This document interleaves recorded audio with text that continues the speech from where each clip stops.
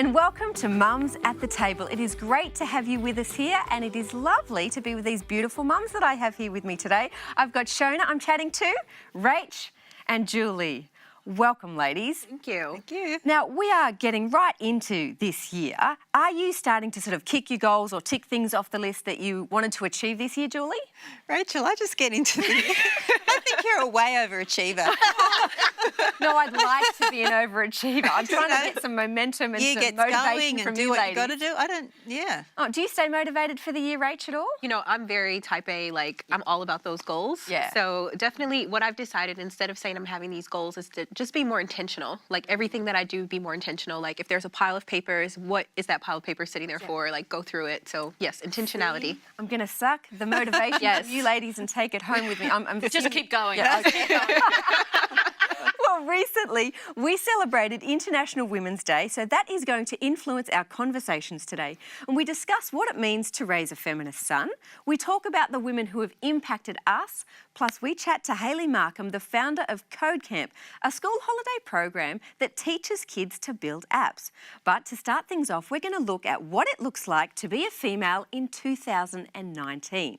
Now, International Women's Day has been happening for about 100 years, fighting for women's rights. Well, the World Economic Forum says the current rate at what we're going at, it will be another 100 years before we reach gender equality globally. But is it as bad as it sounds? Well, today we want to discuss what it means to be a woman in 2019. Now, we have seen so much change, I feel like, even in our lifetime. In the last few years, we've seen so many campaigns, the Me Too. We've seen a lot of women speak out and have their voices heard. Is this the best time in history, Rach, to be a woman?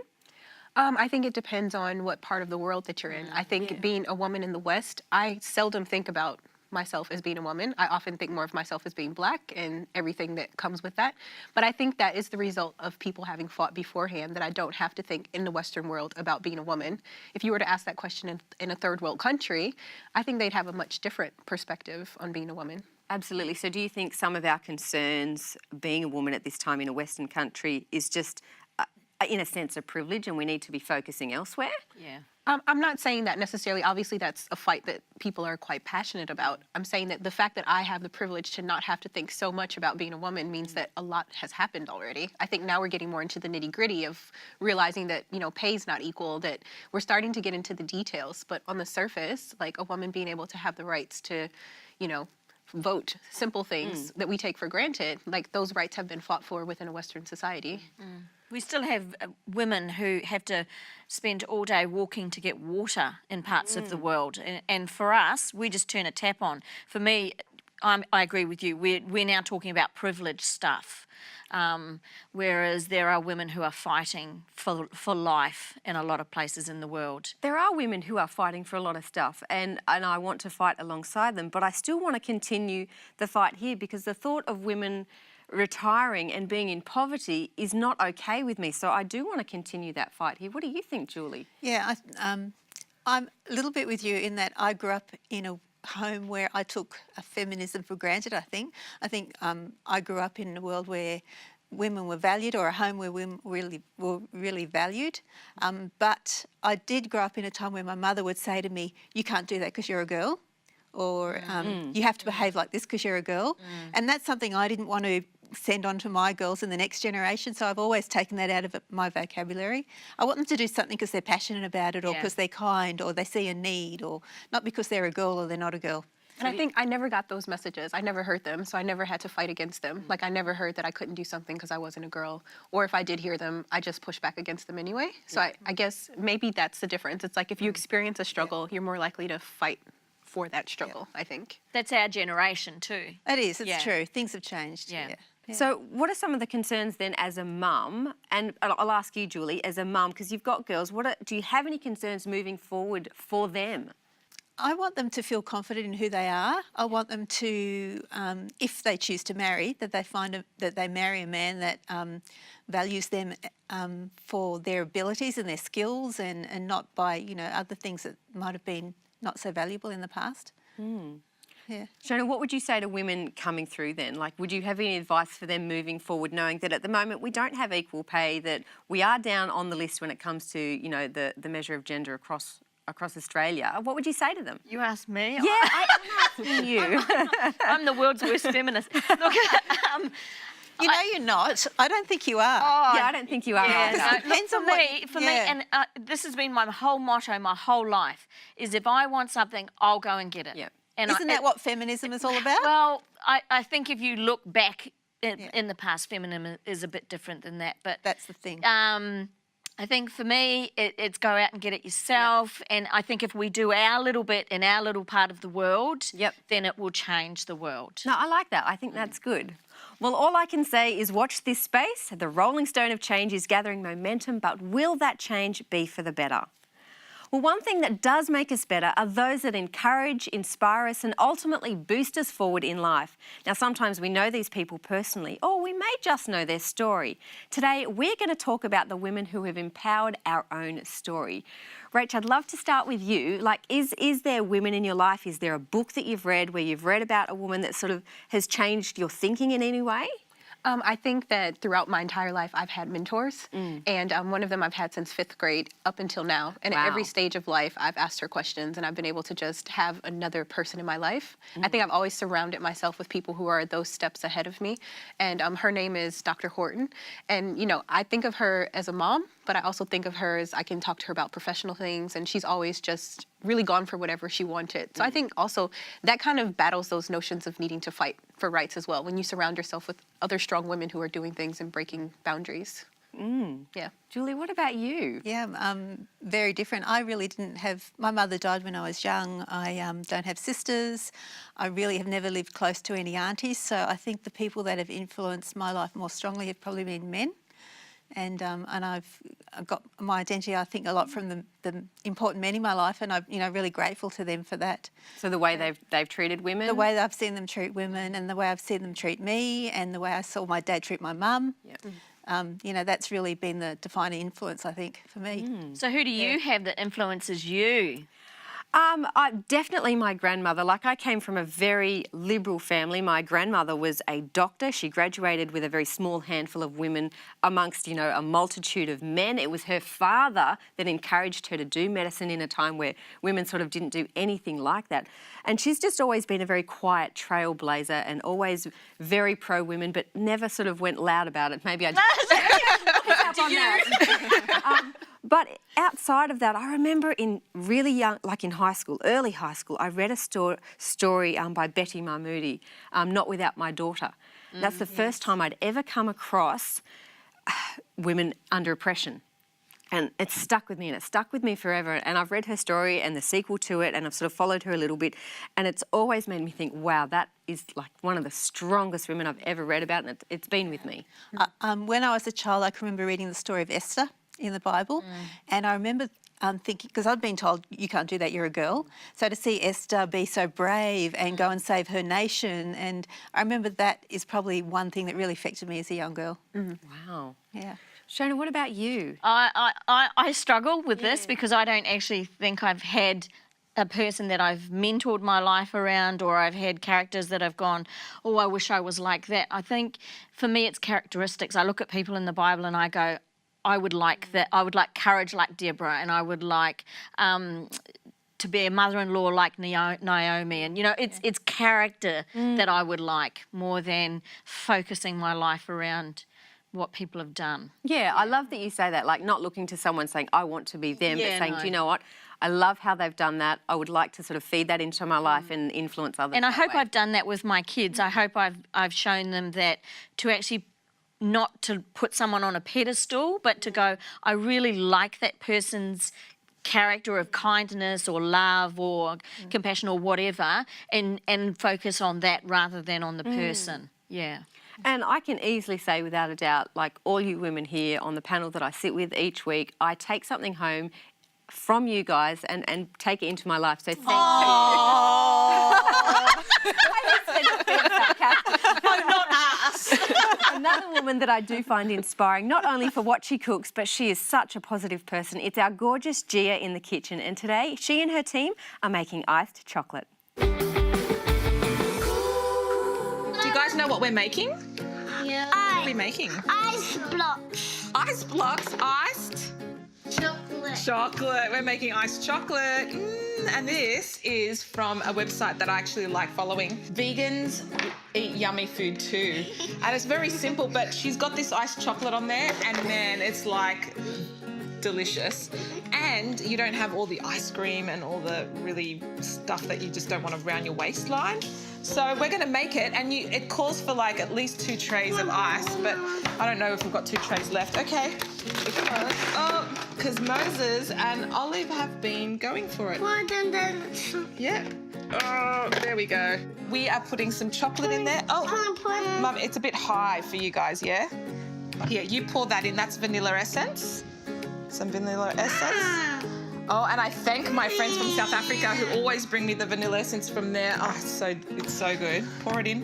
And 100% maple syrup. So, where any plant milk will do, So, I like using either almond milk, or there's a mixture of almond and coconut milk, or soy milk, or rice milk.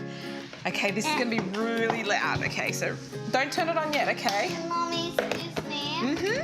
I'm eating the maple syrup. Not good for your teeth. Oh, it's done. That was easy. Ready? I'm going to pour some. This is very icy. So you can just like use a spoon or... Oh, sorry. Did I knock you? Oh, it's very icy. It is very icy. This is what it's like. It's an iced chocolate. It's the real deal. Chocolate. Whoa, Ice yum. chocolate. It's iced chocolate. There you have it. Your iced chocolate. Here's some for you guys. The ice mountain. Yes. Okay, tell everyone you're too busy eating, so say bye. Bye. We're too busy. Gonna drink our iced chocolates.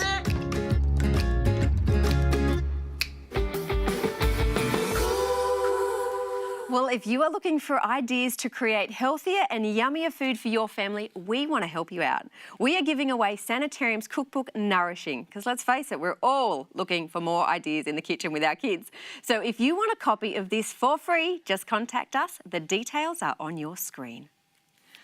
Well, the New York Times records Gloria Steinem as saying, "I'm glad we've begun to raise our daughters more like our sons, but it will never work until we raise our sons more like our daughters." So what does it mean to raise a feminist son? Yes, we've broken some of the more stereotypical cultural female roles, but how do we do this for our boys, and do we need to? Now, the New York Times has written an article. It had 11 different ways to try and raise a more feminist son. Shona, does this even need to happen? Well, I think we need to address the elephant in the room and discuss what you mean by a feminist son. Okay. So Julie, tell me what you mean.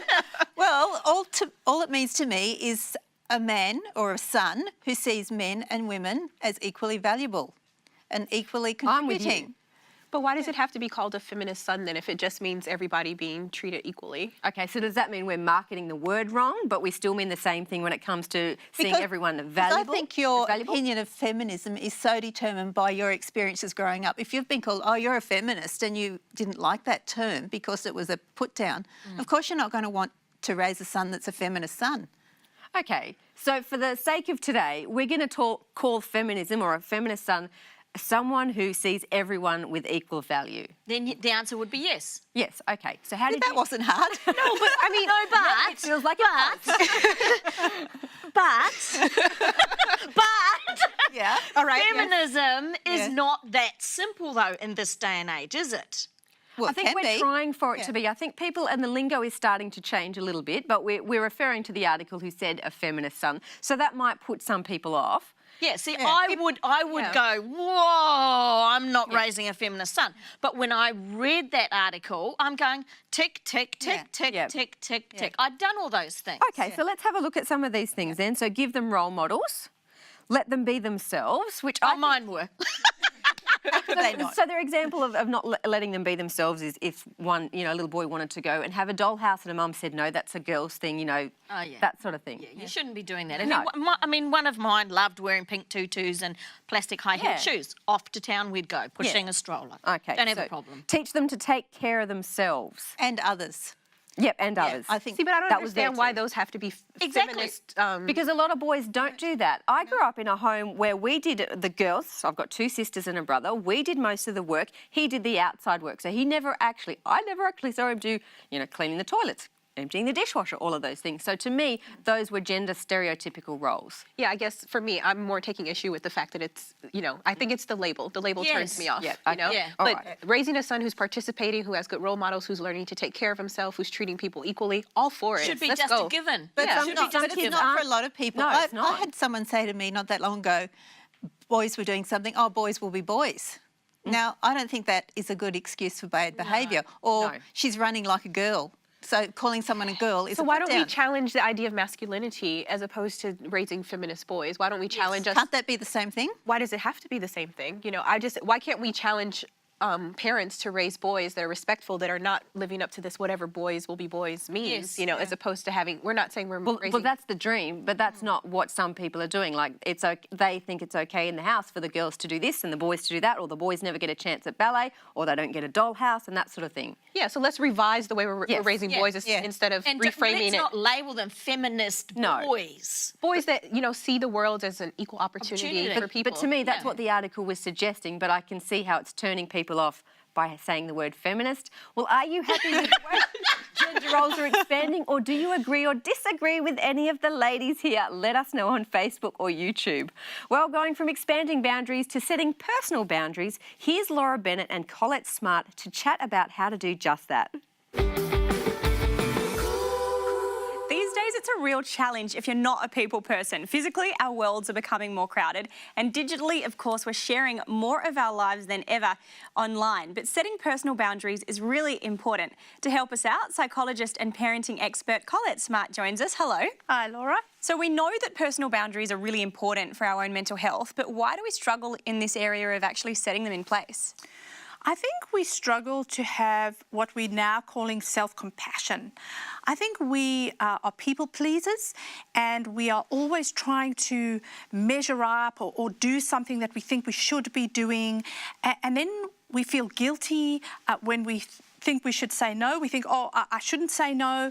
We just keep adding more and more onto our plate. And we just feel as though we can't put something down. So what are the signs then that we do need to set some personal boundaries in place? I think particularly there's 2 areas. I think when we noticing discomfort in ourselves and when we notice resentment. So discomfort, you can ask yourself questions like, why am I feeling uncomfortable when I've been asked this? And it could be because you're pushing yourself beyond your own limits or beyond your own boundaries, or your plate is too full and you're just not saying no. Or when we feel resentful, we're feeling like, why does this person keep asking me this? Don't they get it? And actually, sometimes people don't get it because you keep saying yes. Until you give them a boundary, how must they know? They're not mind readers. So we have to actually practice putting boundaries and saying no. You practice saying the word no, or saying it in a kind way. Yeah, so having some self-awareness of our own situation, but then as someone who asks someone else to do something, also being aware of what you're really asking them to, Yes, then, I guess. absolutely. And when we think about not putting boundaries in place, that's a challenge. There's reasons why people don't actually become assertive and say no. Yes. Why do you think that is? It comes back to fear. So fear we're not going to measure up, or fear that someone will judge us. We also feel guilty, that it goes to the shoulds. I should be doing this. I should be filling all these things on my list. And we worry that we're going to let people down. It comes down to all this pressure we put on ourselves. And I think recognising some of those things can be the start to us learning and rehearsing ways of saying no in a kind way. Yeah. And actually giving ourselves permission to have downtime and have spaces and gaps where we actually have some time for ourselves. Yeah, letting go of other people's expectations just a bit. Yes. So how do we actually do it then? If you want to keep friendly relationships with friends and family, how do we set those boundaries in place? I think hold get somebody to hold you accountable, especially if you know you're a person who can't say no. So get a close friend to help you look at your diary, or tell them first, I'm being asked to do another thing. Help me come up with words that are kind, or an email back to actually say, I can't do this today. Start to rehearse words where you can actually say, I'd love to do that, but unfortunately at the moment I'm busy with such and such. So it's really just preparing yourself beforehand for when that situation, we're confronted with a situation, we actually know how to enter the situation and say, I'm sorry, I can't do it today. Yeah, setting it up in advance. Well, Colette, thank you for helping us say no. Really appreciate it. Thank you. And that is great advice right there. Make sure that you have those words you can use, and perhaps a friend to keep you accountable to make sure you say no when you really want to. You can find more of these segments and advice on our Facebook page, and also find us online as well. Kids grow up with a lot of challenges, but do they have the skills to bounce back and come out on top? Well, as parents, we need the knowledge and the ability to be able to promote resilience in them. Mums at the Table is hosting a workshop with our resident psychologist, qualified teacher and author Colette Smart. Now, she's going to be addressing how to build resilience in your kids. So that's going to be happening on Tuesday, the 19th of March, right here in Sydney. So for more details and to get your tickets, head to our website, mumsathetable.com. Well, when I hear the word code, I think back to a time at school of whispering secret made-up words to my friends, but in 2019, I would be severely out of touch. So today, we are chatting to Hayley Markham from Code Camp, where they teach kids as young as 5 to make apps, create new programs, and it's all at a school holiday camp. School holiday camps are not what they used to be. Hayley, welcome to Mums at the Table. Thank you. I'm really glad you're here because you can help explain a few things to me, because when I hear the word code and computers, it sort of frazzles my brain a bit. So can you give us a brief outline of what coding is? Yes, I sure can. So coding is simply talking to a computer in a language it understands. So that's it. Super simple, speaking to a computer and it can understand what you say. So a language it understands, but not me. But you will. Sounds about right. Okay, so you're talking that you are teaching kids to code from as young as 5. We're getting messages elsewhere that kids should be outside playing. Why should they be coding from such a young age? Look, I think that they should definitely be outside playing as well. That's 100%. But it's just a great way to introduce them kind of in a really soft setting on the future that's going to kind of be in their life. Technology is everywhere, and like any type of new skill, an instrument or learning French or Italian, the younger you start to learn those concepts and the basics, the easier it is for you, and it's really fun. So we don't do anything that's kind of stressful for a child. It's simply let's sit down and let's play some games and learn some logic, and you don't really even know you're learning, and you can take that and you can maybe go out and tell your parents about what you've been up to. But I think the really cool thing is that we're teaching kids to be creators and not just consumers, and that's really important. I love this idea of teaching kids to be creators and not consumers. When you said that, I say that to my son all the time. He's only 2.5, but I'm like, all right, let's turn the TV off. Let's see what you can make, because Yes. I'm all about, that whole idea of being creative. But not a lot of people maybe think about coding as this creative thing, because it just seems like a bunch of, digits on a screen. Can you just break it down for people how that can be? So I like to explain it as a digital art class. So you might go to art every week and do a painting, and you could go back week after week and you'd come out with a different painting. You'd get better, hopefully, at your painting. And that's kind of the same with coding. So you start off and you get to, so say at Code Camp, you're building a game and you design your levels, your characters, who's your hero going to be, what's the message and the story of your game, how many levels are you going to have, and then you're going to code it all up. So you've literally kind of been a director, a producer, a writer, a designer, and then a coder, all in. That sounds a lot like problem solving to me. Yeah, absolutely, it is. It's problem solving at its core. You get a big problem and you break it down into small problems and you solve them one at a time, and that's 100% a life skill that you need, growing up. It is, and that's the positive of it. Do your kids leave having made apps? What are some of the apps that they've made? Look, so at Code Camp, the kids who come, the 7 to 12-year-olds, they make an app, and it is in the form of a game. So they've designed and created their own kind of game, so it looks like a video game. And we also have websites that they can build. So I can give you some examples of the cool websites that have just actually been made these holidays. One girl has been doing a project on a Mozambique school with her school class. So she's now created a website that is going to help raise funds for that school. Oh, wow. So it was, and, you know, she's 9, so she had that mission before she came that she wanted to do that.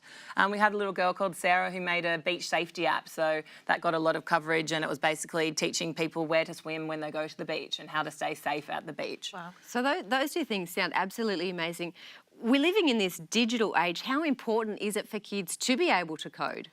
Look, I think it's important. I don't think everyone should go and be a developer in their future, but what I think is that you're going to have to deal with a developer in kind of any area that you kind of choose to work in the future, because that's part of where we're at now. So it's just good to know what they're up to and how to communicate with those people so you can get the best out of them for your role. Yeah.